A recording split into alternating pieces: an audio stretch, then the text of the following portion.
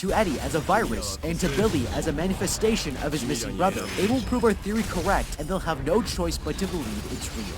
Once these kids understand that it uses fear as a weapon against us, we need to do everything we can to remove fear from the equation, because that will take away the tool it has to lure us in and kill us, and we can finally get around to talking about how to fight and kill this thing. Later that evening, Eddie here is walking back home and passes by this creepy old house, when suddenly the front door opens and he hears a voice calling out to him. Nervous, he drops his pillbox on the ground and scrambles to pick them up, but as he reaches for the last one, he looks up to find a hideous leper standing in front of him. Horrified, the kid runs away as the man chases him through the gates and deeper into the property. He reaches the back fence, but when he turns around, the leper is gone and a clown is standing there behind him. It asks Eddie to come join him, but the kid runs through a hole in the fence as the clown vanishes into thin air. Meanwhile, Beverly is at home looking through her backpack when a postcard falls out. Hiding from her father, she retreats into the bathroom to read it and discovers it's a love letter from one of the boys. She's touched by the message, but that's when she hears voices whispering from inside the sink. She looks inside the drain and asks who's speaking, and their answer is absolutely horrifying. The voices introduce themselves as all the missing kids from the town. Curious, the girl finds a tape measure and threads it down the drain, but when she pulls it back up, she finds her cut hair soaked in blood and wrapped around the measuring tape. Suddenly, the hair strands fly out and grab her head, pulling the girl towards the drain. She pulls against it with all her strength, but then a geyser of blood erupts out of the sink and covers the entire bathroom in red.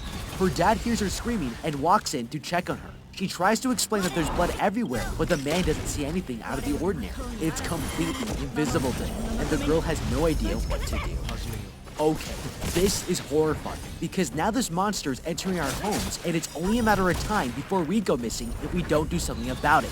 Now, since Eddie here saw a leper, there's no doubt that the monster chooses to appear according to what each child is most afraid of. So if it appeared to Beverly as a geyser of blood, then it tells us she's most afraid of becoming a woman.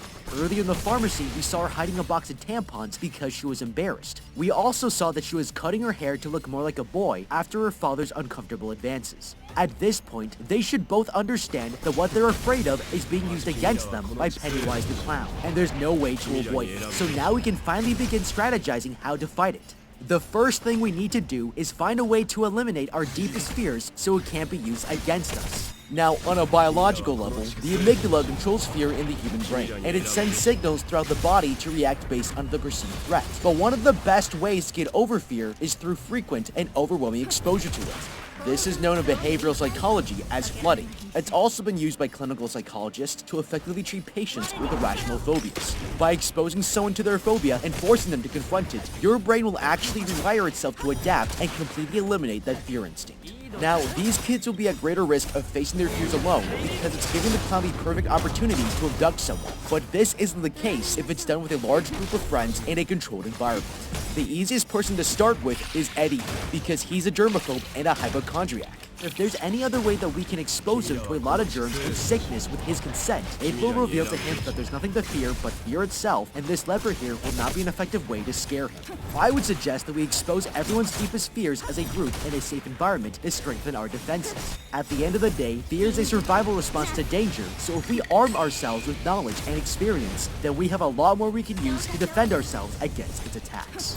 Later that night, Billy here is woken up by a strange noise from downstairs and follows the sound all the way into the basement. He's shocked to find his little brother Georgie standing there in the shadows, and the kid tells him to join him in the sewers. But Billy is horrified as he watches his brother's face start to decompose in real time.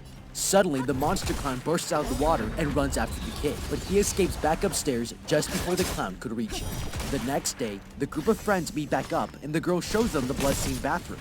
She thought she might be hallucinating, but unlike her dad, all of the kids can see it and they're shocked. Later, the group ride their bikes back into town, and Billy here admits that he saw something last night as well. The rest of the boys confess they all saw strange things too, and they realize this is not a coincidence. That's when they notice the bully's car parked next to a bike on the side of the road. Realizing someone is in danger, the girl tells them they need to go help and leads the others to the riverbank. The bullies are shoving this boy's face into a package of raw meat, but when he glances across the river, he spots the bloodied face of Pennywise the Clown waving at him with a severed arm. He tries to run away, but the leader holds him down and is about to smash his skull in with a rock when a stone hits him in the head. They all look across the river to find a friend standing there, and before they know it, the two sides get into a rock war.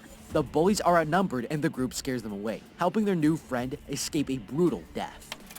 Okay, rock wars can be a lot of fun, but there's got to be a better way to take these guys out. Right now we're facing both an evil clown and an evil gang of bullies, and that's just way too much for any group of kids to handle. But instead of having to fight both of them, I would try to make them fight each other.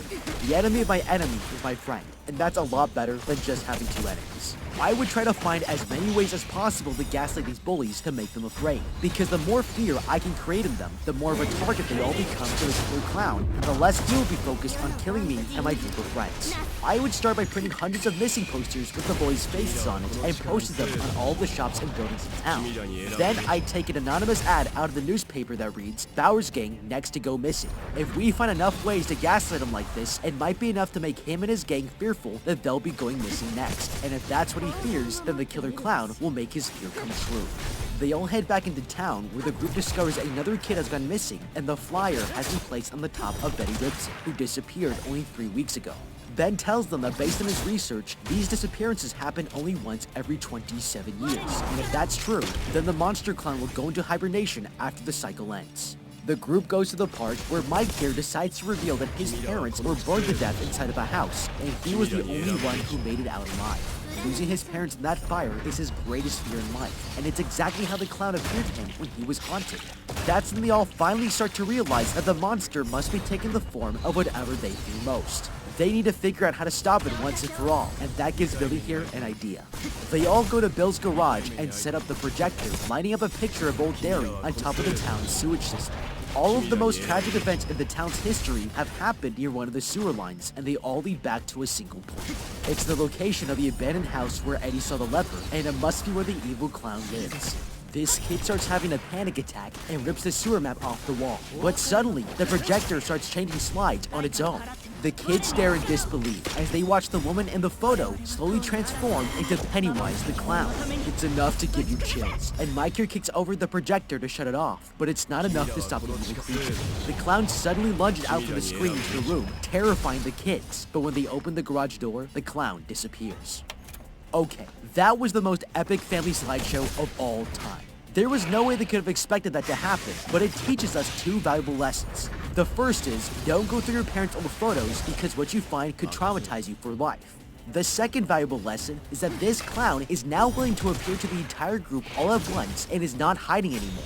Now, if we remember back in the library, Ben here was able to pick up the Easter egg, and it told us that if we can interact with it physically like this, then we might also be able to physically hurt it as well.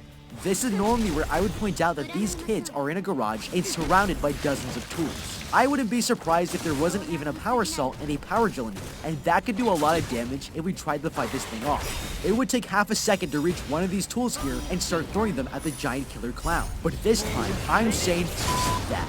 If I saw this thing jump out of the picture and into my garage, I'm running out of here as fast as I possibly can.